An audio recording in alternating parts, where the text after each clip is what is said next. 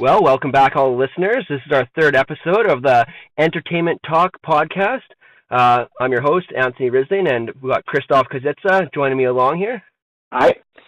And today's episode, we're going to bring on our guest, fellow actor and producer. His name is David C. Jones. So, joining the phone call today, or the podcast today, is David C. Jones. Okay, I am a guy. No. Yeah. Let's see. I do a lot of different things, and I keep changing my mind about what I like to do. And I have acted in plays at the Arts Club Theatre. I have co-written plays that have been produced across Canada.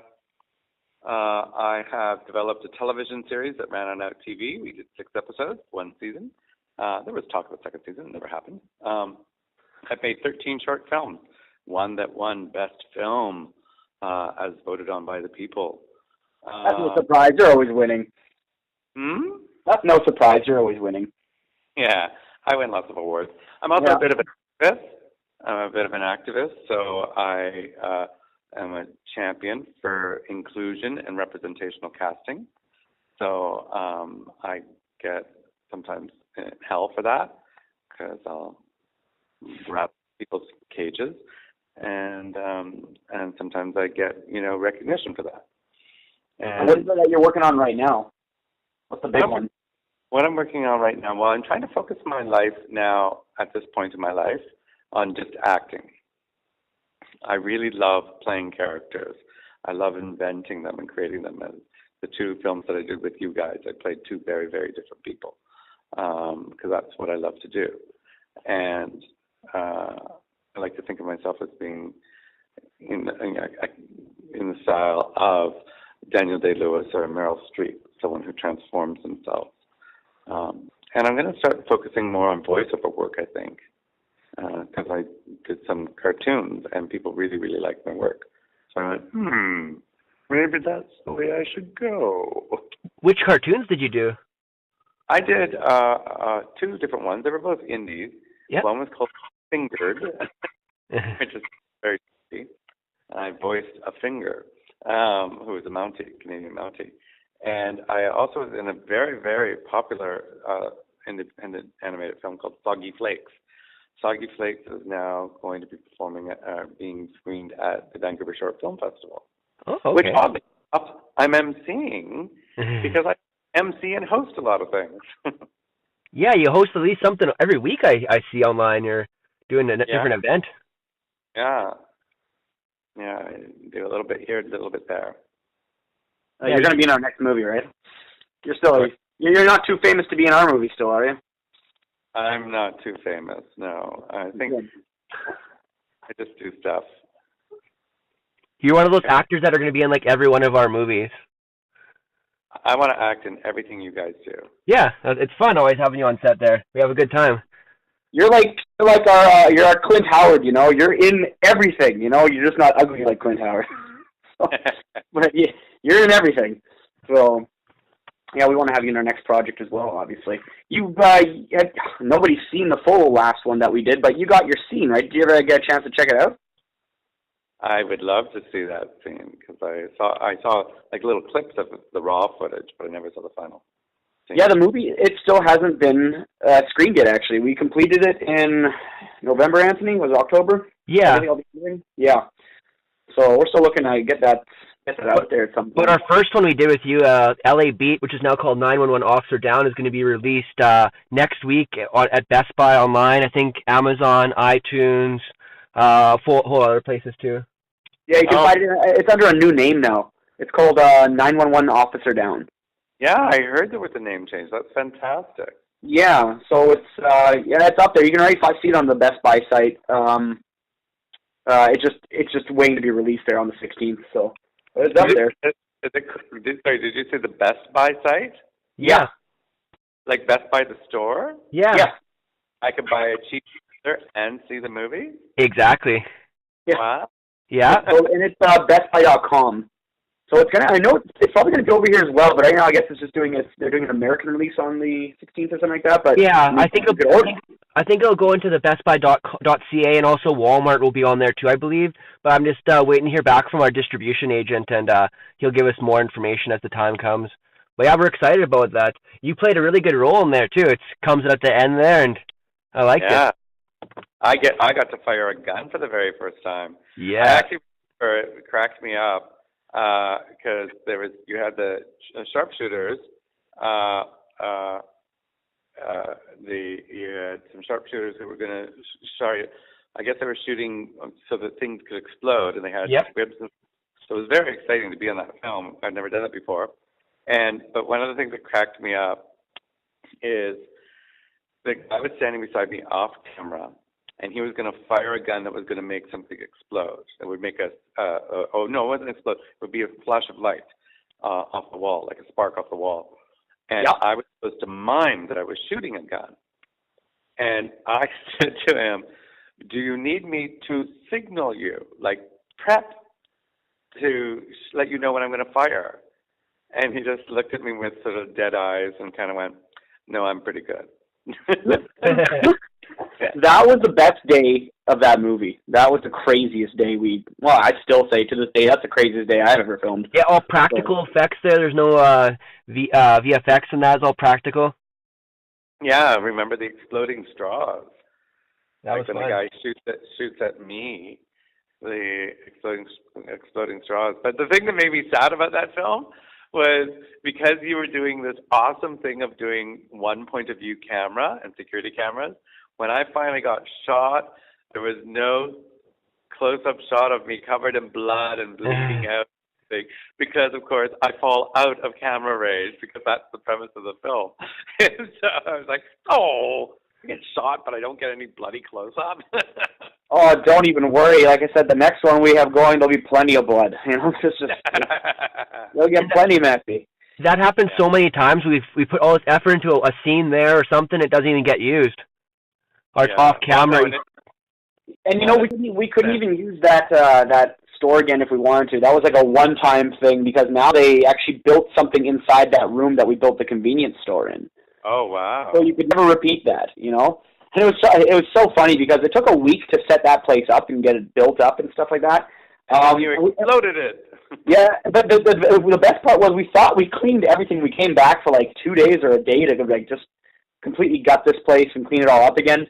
And then I can't remember who got the call or how we found out about this, but remember we had the shootout outside the convenience store, and there was bullet casings that we had forgotten were lying all over the parking lot. Yeah. So apparently the next day the customers were showing up still, and there was bullet casings on the ground, and everybody was asking the clerk about it, and he's like, "Oh, you have to explain to everybody." He's like, "Oh, it's just a movie, But it looked at anybody coming over the border and making a quick stop there. It looked like they had been mentioned, and I got a fresh Canadian shootout, So yeah. People are searching on Google and stuff like that. What was the shootout? Yeah. Oh, guaranteed. I don't know if you remember. I remember specifically it was about 2 a.m. and a big semi-truck had just gotten over the border, and he's sitting at the stoplight across the street from the convenience store there. And remember, the cameras are inside the cop cars, so you can't see them. So it just looked like Michael Grant had a guy hostage in front of a store there. Like the cops had the place surrounded. This trucker's face was priceless because I saw him look over and he's like his jaw dropped, because he's like, "Oh, this is Canada." He's like, "I thought we had it bad back home." So, yeah, because we were so close to the border there, it was just a gong show, Right. Yeah. When we actually built up the place, if we took one wrong turn, we would end up at the border, and so we'd always have to do a U-turn if this happened, and the cops would follow us back from the border, and then they saw us get out of the convenience store, and they'd actually watch us build up the place before they realized, okay, they're actually doing something, and then they would bugger off and whatnot. But yeah, for like a week and a bit there, we had that area of town just we were bumping that area. Nice. Yeah. I think that's pretty awesome. It was such a fun experience, and I hope the shooter did not think I was such an idiot when I said, "Do you need my help?" That was the gun wrangler you're talking about, right? Yeah. Right? Yeah. He's talking gun wrangler. Yeah, the gun wrangler. Yeah, those are good guys. Because, I'm from the theater. In a theater, when you have to turn on a lamp, of course, you're not actually turning on the lamp. The stage manager or the lighting technician is turning on the lamp. So when you go to touch the switch, you sort of have to prepare to touch the switch so they can time it. So you don't just go click because they won't be able to the light turn on at the same time. So you always have to sort of do a prepare with your hand and then touch it, because that way they know to touch the cue to turn the light on. So that's what I was saying to the shooter, right? I was like, do you need me to indicate that I'm about to fire so that you have time to anticipate the fire? I bet that goes wrong all the time. Like, they get the wrong cues and then stuff happens. Has that ever happened to you on a theater play? Like, you give the wrong cue and they like close the curtains on you or something? Yeah. No, I've never had anything dramatic like that. Almost all the technicians that I've ever worked with have been brilliant. Has there been any accidents on stage where you had to just keep going and the audience didn't know? I accidentally beat an actor in the balls. Did you stop or you just kept going? No, he kept going, but man, did he want to beat me up after. That was awesome. Yeah, totally one of those things where we're all being professional. Yeah. And it's where I fake kneeing him in the balls. But it was real. But my leg, I lost my balance, and my leg connected with his balls. Now, of course, I was never hitting him hard. Yeah. Like I was never, right, because it was theater, but I did connect with them. So he came tearing after me at the intermission. I was like running, going, I didn't mean to. What play was this? This is the complete works of William Shakespeare. Okay. I did that show 5 times across Canada. I love that show. I had another show actually where I stepped, because I played 16 different characters. I love doing character work.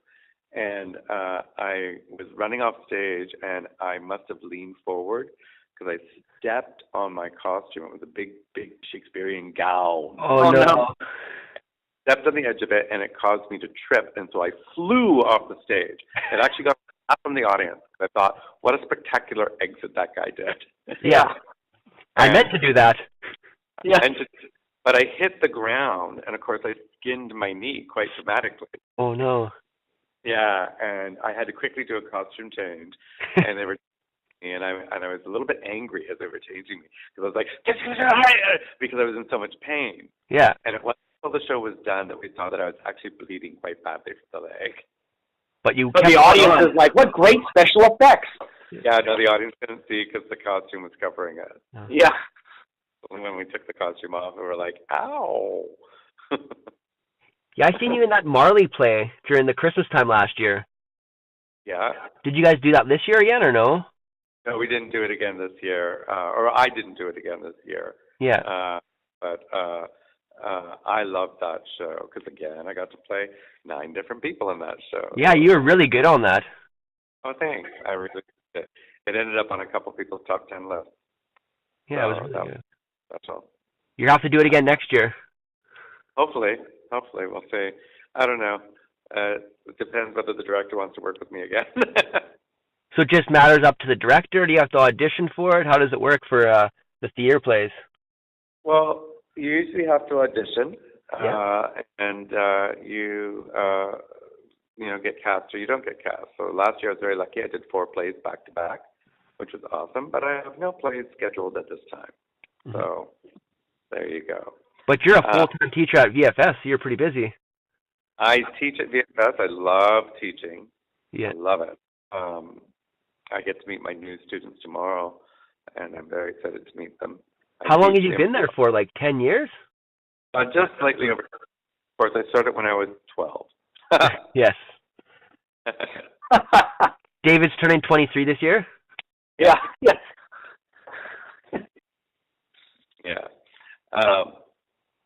Yeah, so I love teaching at Vancouver Film School. I'm teaching a new class, actually. Langara College asked me to teach their continuing studies. Oh, okay. So in a couple weeks, I'll be teaching a Tuesday night class there. There's still some spots open up there. I teach different things, but that one will be an improv class. So it's improv at Langara. What nights is that? That's on Tuesday nights, and it's a pretty good deal. It's Langara Continuing Studies. Yeah. And it's $208 for 8 classes. Wow, that's a steal. Usually it's like $50 minimum per class. Yeah, totally. That's a good deal. Yeah, so, and there are still some spots open for that. So if people want to look it up, they have to go Langara Continuing Studies. That's a good deal. Okay.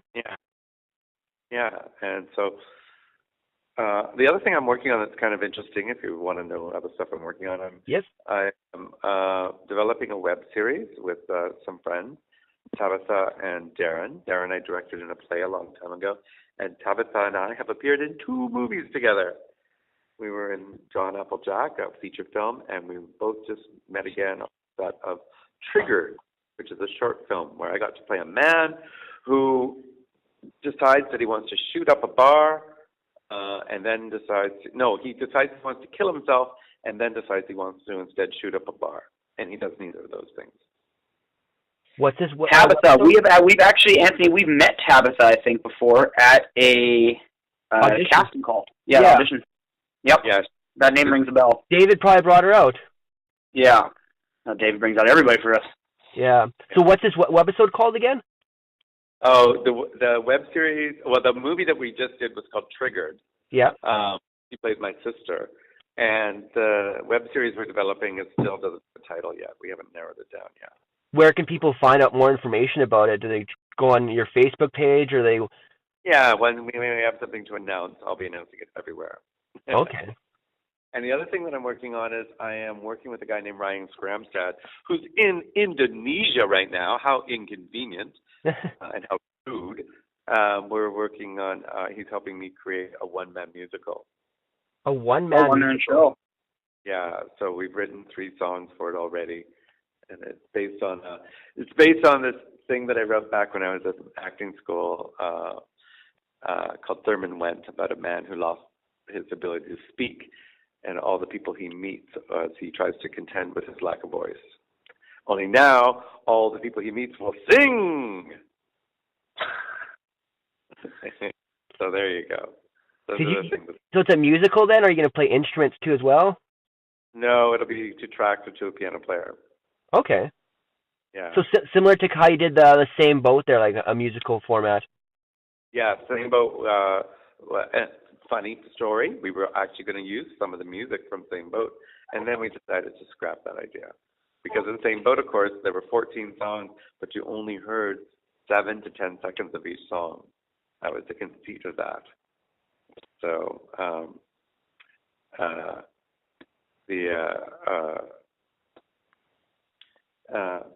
lost my train of thought there. No worries. So all the listeners and stuff, they don't know what Same Boat is. That's a short that me and David worked on together. That's David's. He wrote and directed that, right? Yeah. And Same Boat. Look it up on YouTube. You have to type in Same Boat official trailer. You can't see the movie boat though. I'm trying to still sell it. So. Yeah, but you can find the trailer online there and find out more information about it on the trailer. Yeah, if you go to YouTube, Same Boat official trailer. And it looks spectacular, and you did a great job. Thank you. Yeah, you're amazing. That's what's happening in my world right now. Okay. Sounds busy. Yeah. Busy for we're barely in the new year. We've got a full plate. Yeah, I was hoping to get. I always perform in Vancouver. If any of your listeners or viewers, I guess you have viewers and listeners. Yeah, because it's on YouTube and on different Spotify, iTunes. It's all over the place. Nice. I always perform locally. So this Friday, I'll be performing Teen Angst at the Fox Cabaret, which is a show put on by the lovely Sarah Bino. She gets people to come in and read parts of their diaries on stage, but it has to be from when you were a teenager. So it's your personal diary you bring out and then you read it on stage? Yeah, wow. And it's very funny because, of course, when we're young, we have all these huge anxieties and angst and stuff like that we think are completely individual to us, and we commit them to paper, and then when we're older, we look back at them and we go, oh, what a dork I was. The Fox Cabaret. That's like one of the only cabarets in town, isn't it? Yep. Like, I don't know any other ones. It's funny because I didn't even know we had a cabaret. Like, I brought it up to my friend. I said, you know what? Because I was watching Scarface, and I'm like, when these guys go to the club in Scarface, I'm like, that's what clubbing should be like. Where are clubs like this? You know, where you can dance and get your meals and stuff. I'm like, what the hell is this? And my friend's like, it's a cabaret. I'm like, I gotta find one of these things. So when I did some research on it, I found just the Fox Theater. I always thought the Fox Theater was like, you know, like a Triple X Theater or something like that, or it used to be or something like that. But then I did some research into it, and yeah, they have like events there and stuff like that. I actually got to go check that out sometime. Well, come this Friday. It's like fun. Come this Friday, and you'll read poetry that I wrote. What time? It's at 8:00. Okay. And covers $10, $15, $20. I'm not sure. I don't produce a show, but it's affordable. It's affordable, and I believe if you buy tickets in advance for teen eggs at the Fox Cabaret, you get a cheaper price than if you buy them at the door. Awesome. You definitely got to check that out. Yeah. So when I'm emceeing a whole bunch of stuff, like I said, I'm emceeing the Vancouver Short Film Festival, which is coming up in a couple of weeks. And I go see a lot of stuff. I love art. I love performers. I go see films. I go see commercial films. I go see independent films. I go see theater all the time. And so we have the Push Festival coming up in Vancouver. So I'll be seeing a lot of stuff at the Push Festival. Have you watched any new good movies? The movies that I saw recently, I'm now waiting to see which ones get nominated for Oscars. I saw The Disaster Artist, which I thought was 9. I'll just do quick little ratings. 9 out of 10 for The Disaster Artist. Really, really good, surprisingly touching film. So, do you know that Anthony and I, we met the guy that Seth Rogen plays in the movie?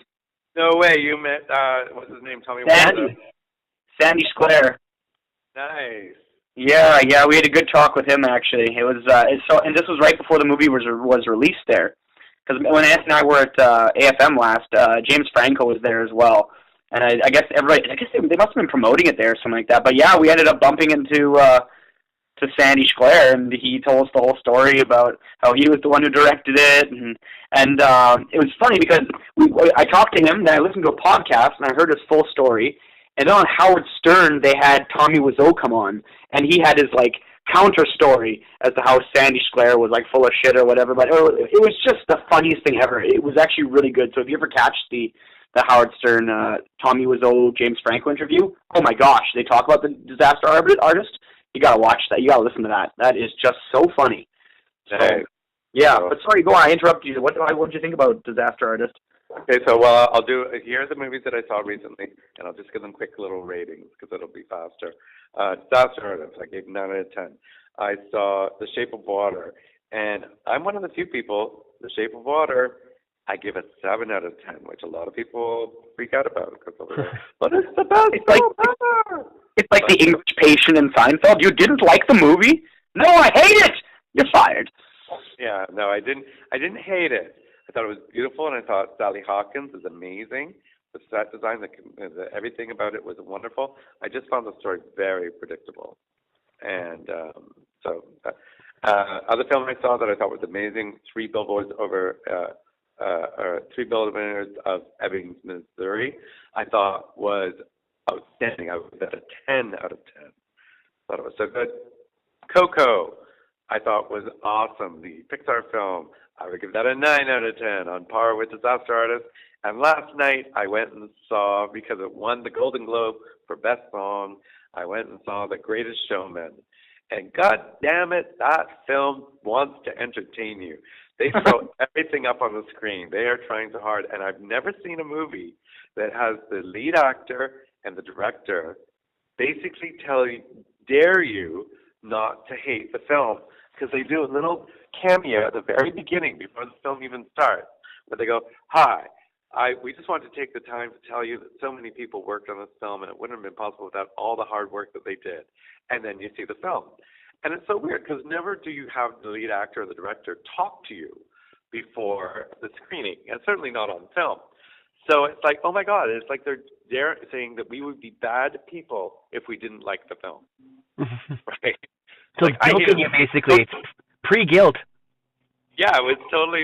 I mean, they didn't lay it on thick, but it was still clearly very evident there. So it was so weird because I mean, the film was good. I really enjoyed The Greatest Showman. It's melodramatic. It's overwrought. It's crazy, but damn, it wants to entertain you so much, and it succeeds. And it was so much fun.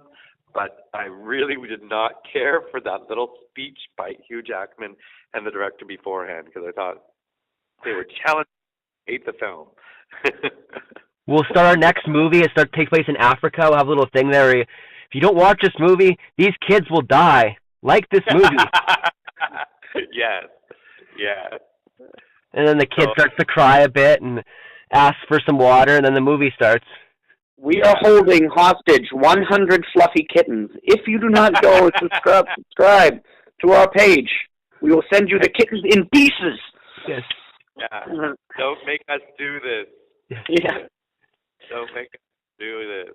If you criticize this film, we will kill these cats. Yeah. Ooh, so, okay. yeah, those are all the films I saw recently. Well, so one of the things that I do is I wait until the Oscar announces its best pictures, and then I go see all of those films. Because I want to go, okay, well, these are the top 10 or these are the top 7. I'll go see all of those. And I kind of rank them. So you watched the Oscars yesterday, or the Golden Globes? I watched the best of the Golden Globes. So I watched, Seth Meyers' opening monologue, and then I watched all the winners' speeches. Did you see what happened there with James Franco and Tommy there? Oh, yeah, when Tommy Wiseau tried to reach for the mic. Yeah, he pushes him away. Yeah, but you know what? I totally get why he did that, right? Because it was not Tommy's honor. No. Yes, he made a film about Tommy, but it was not Tommy's honor. Yeah. So, Tommy is so insane that had he got hold of the mic, he would never let it go. And the speeches, they get 2 minutes to do the speech, right? So, yeah, I want to meet him so badly. Like I would love to meet this guy. You could probably give him a call. There's his phone number online. You just give him a call, he'll answer. Yeah, it's like, now, Tommy, we talked to Sandy. Now we want to hear your side of it. We should try to get him on the podcast. That'd be awesome, actually. That would be cool. There was a billboard in LA for a long time with his phone number. We gotta get Tommy and Sandy on the podcast together. That's what we need to do. Confront them. Yeah, like bring it all on the table, like one versus the other, who wins, you know? But we single-handedly cause them to make a sequel, The Room 2. Yeah. Hey, Mark. No, it's called Rooms. It's like Alien and Aliens, you know, Rooms. Rooms. They have a budget for a second room. It's like a bathroom or something. Well, he had a huge budget for that. It was like $6 million, he was saying. Yeah, and it's really interesting. Like I said, if you listen to interviews, it's like he won't tell anybody where he got it. You know, it's like everybody just assumes that he does not tell. Like Howard Stern tried to get it out of him, and he gets anything out of everybody. You know, he's able to do it. He couldn't even do it. We know where it's from. Sandy told us. Yeah, I know. Sandy told us, and Sandy wouldn't even tell you that on a podcast. I think that's just a thing he would tell you person to person. Christoph, spill the beans and tell him where he got the money. No. We'll save that for. We'll try to get Sandy on, and we'll save it for that. Are you sure? Yeah, I'm serious. Nice. Okay. Yeah. So why take our word? Why take our word for it? We weren't there. He was there. Yeah. So every episode, David, we ask another question and stuff. Last episode was New Year's movies and stuff. This episode, I was going to ask if you had something. Yeah, this year is not really a movie question, but more New Year's resolutions, and maybe if you can tie it into some kind of movie or film type related thing for New Year's resolutions. If you're still keeping your New Year's resolutions and how that's going. My New Year's resolution is very simple. Yeah. It's I will not yuck your yum. What's that mean? What that means is if I talk about a movie. Yeah. And you say, "Oh my God, I love that film." Yeah. I will instantly stop talking about that film if I did not love it. And that's awesome. I will tell you, shouldn't love it. I will not tell people they should hate things. I will not tell people that they should not like things. Now, in my case, you asked me about Shape of Water without giving me your opinion about Shape of Water. So I told you I did not like it as much as other people because I was not yucking your yum. Yeah. Right?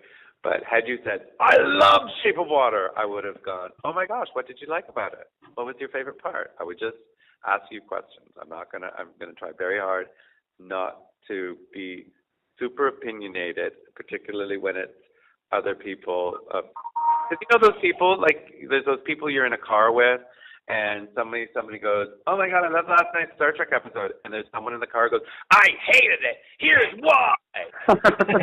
Dude, the person just said they liked it. Just leave them alone. Yeah. They're allowed to have their opinion. So that's my goal. I got it from a friend of mine. It was a phrase that he used. And so I was like, I will not yuck your yum. You could have told everyone you invented that, David. I could have invented it, but I didn't. Yeah. Not going to take credit for stuff I didn't do. That. See, I used to also have an opinion. I stopped having an opinion because people were giving me that look like they were going to lynch me. Yeah. So, yeah, I kind of gave up on it. Well, like, how'd you like that movie? And if I know everybody liked that movie, I'm like, good, it's great. Yeah, it's good. Just don't hurt me. Don't hurt me, please. Because I actually love shitty movies, like good ones. Oh, you know, I've been watching like a slew of Chuck Norris movies, like A Force of One and Forced Vengeance. Like, these are crap, but they're so much fun to watch, actually. one of the things I've been doing actually lately is there's a YouTube channel. You totally wouldn't be into it at all, you guys, but it cracks me up. It's this guy. It's called Tired Old Queen at the Movies, and it's this very flamboyant, well, not super flamboyant, gay guy talking about old movies and why he likes them. And I've now started looking up some of these old movies and watching them, and they've been really fun to watch. And that's especially. Do you have Netflix? Sorry? Do you have Netflix? No, I don't have Netflix. I use some of the streaming sites. Okay, well, check out. You actually might appreciate this one. It's like a feudal Japanese movie. It's called Kagemusha, 1980. That's pretty cool. You should. I think you would dig that specifically because it's like the emperor, or sorry, the leader of some kind of a army, some kind of a clan. He dies, and so they get this poor villager who looks exactly like him to play the warlord, because if they know he's dead, that clan will fall apart. So it's this guy. This guy has to play this imposter the whole time. It's really good, actually. Wow. Well, do me a favor. Send me a text afterwards about the name of that movie and all that. I will. Yeah, Kagemusha. Cool one. Yeah. I will totally look it up.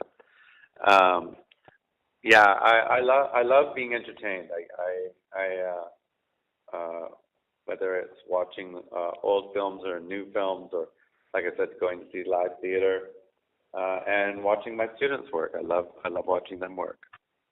You probably had over like 1,000 students over the years, or more than that. That's crazy. Oh yeah, I have taught. I often say to my new students, I go, if we meet in the outside world, and we will, when you come up to me, if you come up to me, and you say hello, please identify how I know you.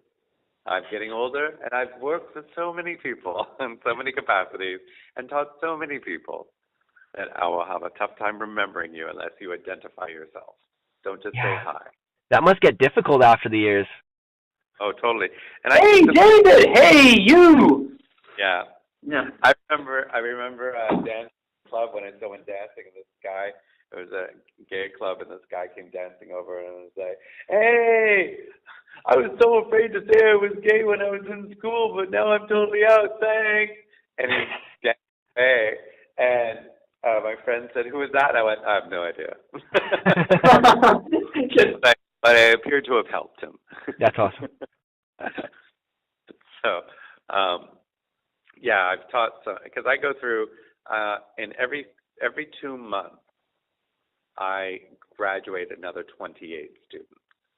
Wow. So I'm not good at math, but that's a shitload of students. Yeah. Over the years, that adds up. That really adds up. Yeah, I think it's kind of sad. I'm going on a bummer route right now, but I've now outlived some of my students. I've had 4 students who have passed away since I taught them. So that's really weird to be in that situation. Some foreshadowing, David. We all die. What? No, wait a minute. What? Yeah. I read the end of the book. We all die in the end of the book. Oh, no. You're not supposed to read the last page. I skipped to the end. Sorry. But they shouldn't die when they're in their 20s. I guess. Anthony, you're the guy who watches the Ring movie. You're like, oh, it's too long. You skip to the end. Yeah. Well, they all died. It's okay. It's good. Yeah. So it's I did a film with one of the students called Scarred. He wrote it and starred in it, and I directed it. And he had a liver and kidney problem, and so we filmed that film. The character was about someone who had those kind of problems. And a couple of years later, about 4 years after we made the film, he actually passed away. Oh no.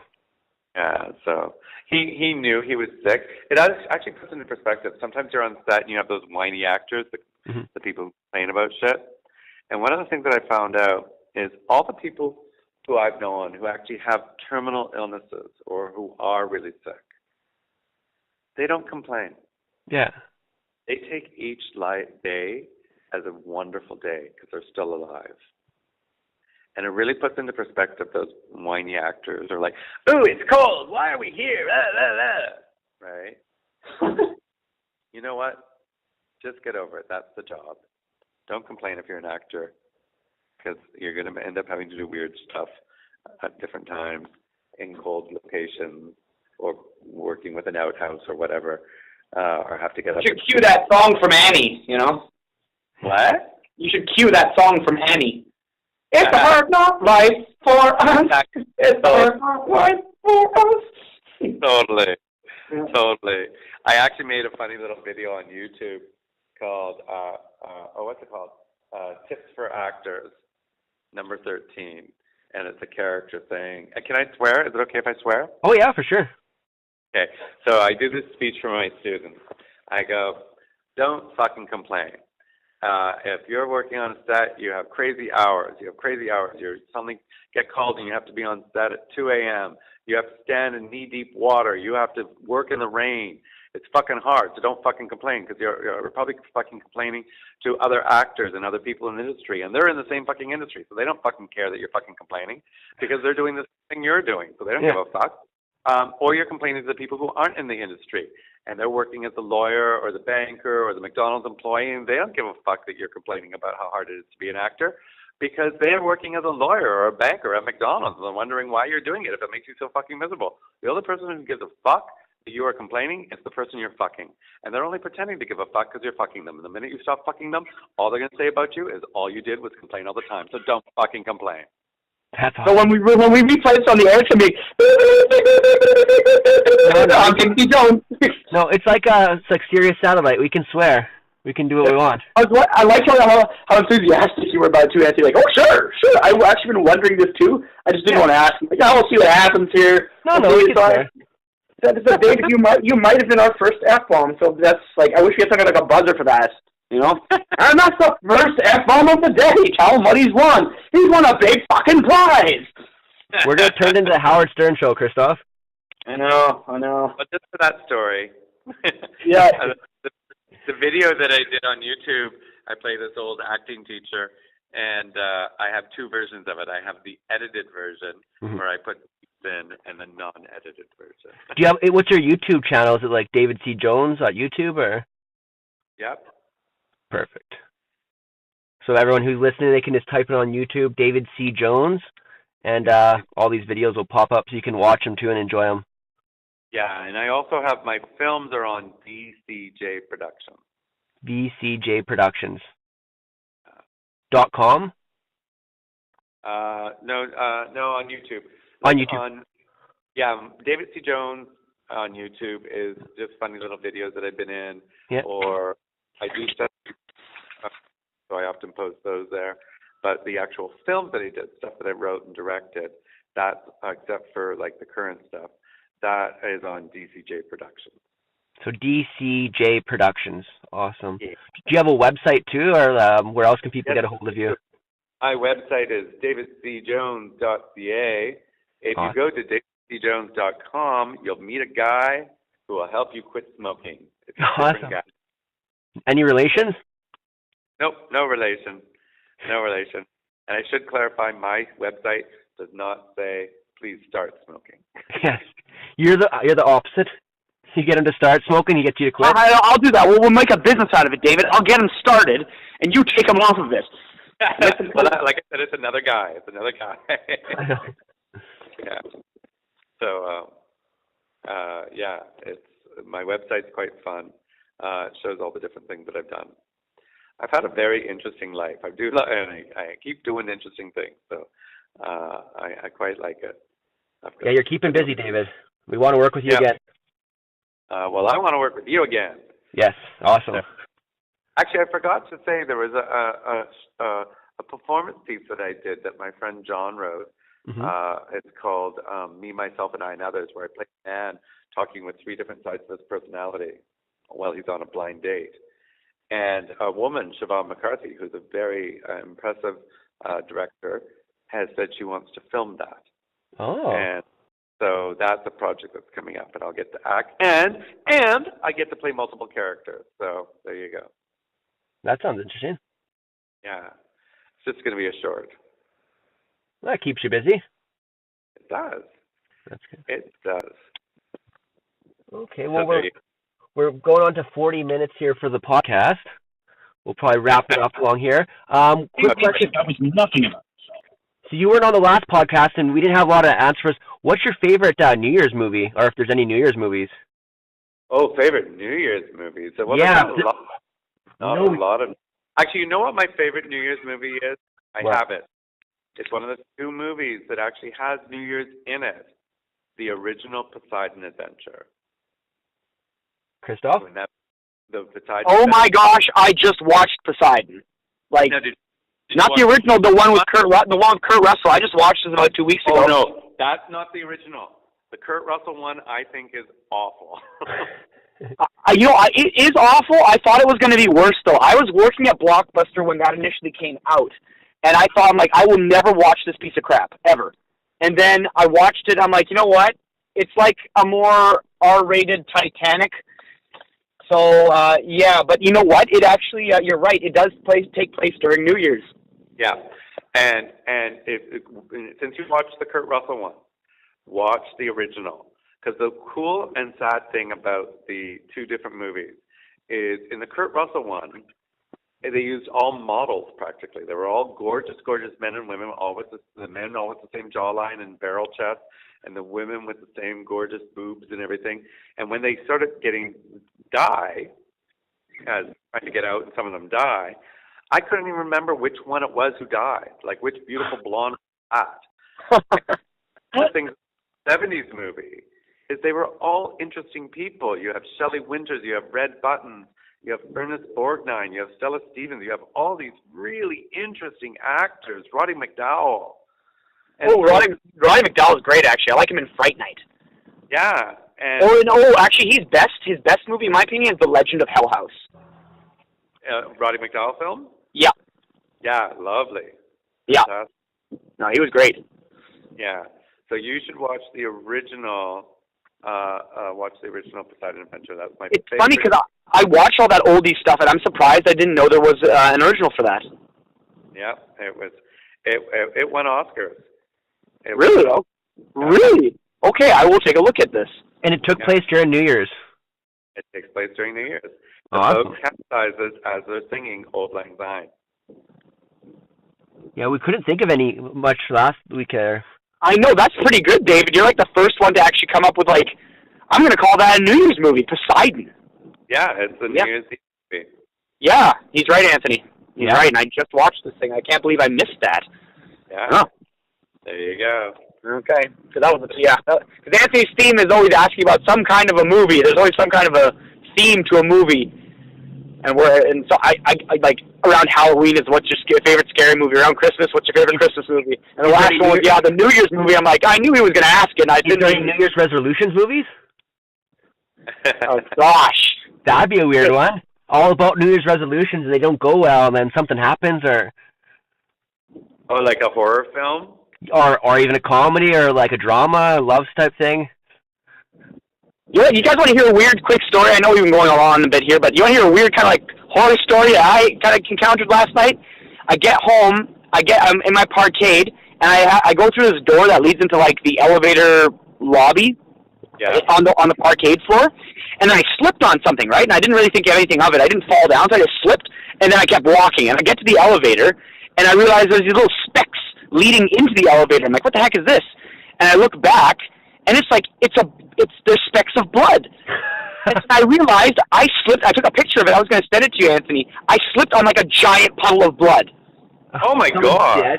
Someone died. Slipped on through the door. Like I don't even know what, but there's okay. So when you get into the parkade, you walk through this door. It takes you into an elevator lobby, and like I said, right when I walked through that door, I didn't even look down. I got like horse blinders on all the time, and I didn't even see it. Like I said, I had to go back. I had to like retrace my steps, and then at the end of these little tiny blood specks is this freaking giant puddle of blood. Did you look in the? What about the ceiling? Anything on the ceiling? No, not on the ceiling, but it went into the elevator later on. Well, you know, sometimes they have like the bodies taped to the ceiling and stuff. Might have been that. Yeah. Well, you know what? The reason I think I'm like, oh, geez, this isn't the first time something like this has happened in the parkade. The last time something like this happened, a guy tried to break into the parkade, and he cut himself really badly. And he was bleeding all over the place. So I'm like, oh, did someone break into our place again? Because the door that you walk through, you have to open it with a key. But I was able to just push it open. Yeah. So that's why I came home to at like 2 a.m. last night. I'm like, ugh. And like I said, I slipped. Like I'm talking about like this. Like there's like a huge blood smear now in front of the door. That was my foot. Wow. Yeah, that's a horror movie for you. The police are going to call you. It's so funny. Now the reason I bring this up too is because I've been like editing this stupid script for like a month now. And I was actually just thinking about a scene where a guy comes across like this massacre and he follows like a blood trail and stuff like that from room to room to room. I'm like, who would follow a blood trail if there was a blood trail? And then last night I'm like, I'd be that idiot. I'd be the guy to do that. So it's like, yeah, that's how I kind of answered my questions. Like, yeah, if you found a blood trail or something like that, you would instinctually want to follow it, I guess. So I would instinctively want to walk the other way. Yeah, well, You're a suspect. you're a horror fan. You go the other way, trust me. Christoph, you're a suspect now. You know that. I thought about that too. I'm like, great, I just stepped in some guy's blood, you know, like, it wasn't just a little bit either. It was like, I'm like, I don't know what happened. It was like splattered. What would make you splatter? And then it looked like someone was hit with a hammer and then kind of like hobbled into the elevator or something like that. So the blood trail goes to your room now. No, I actually, when I came to the house, I made sure to like clean my shoes and all that stuff. But it was, it's like even had something happened, it's like I wouldn't have known. Like you said, Anthony, the body's on like the elevator ceiling. I wouldn't have seen anything. I am blind as a bat. My wife is always on my ass. She's like, you don't see anything, you know? It's like I'm the guy, I don't see the forest for the trees kind of thing. So, yeah. That's hilarious. Yeah, well, that's my little spooky story. That's a very spooky story. Yeah. We'll have to get you on the podcast for another episode here and talk more and go into more details, more stories there and stuff. And yeah, it's a lot of fun. Thank you so much. It's been a hoot and a half. Yeah, we'll do it again. Well, you guys do keep on keeping on. Awesome. We will. You too, David. Thank you very much. Goodbye. Okay. Bye-bye. Yeah. Take care. Bye. So that was David C. Jones on our podcast today. And Christoph, you have anything to add before we wrap up? Well, we tried to keep it short, but it's impossible sometimes. Some people just have so much good stuff to say, you know, that we go over time a little bit. So I guess. Well, there's no time limit on this format here. I know. That's what about it. There's no time limit. We can talk about whatever subject we want to. It's a lot of openness. It's really good, I think. Yeah, Melissa's like, oh, you should keep it short. That's too long. I'm like, we got a lot to say. Yeah. So, yeah. Okay. I guess that was good, though. That was good. Well, until the next one, I guess.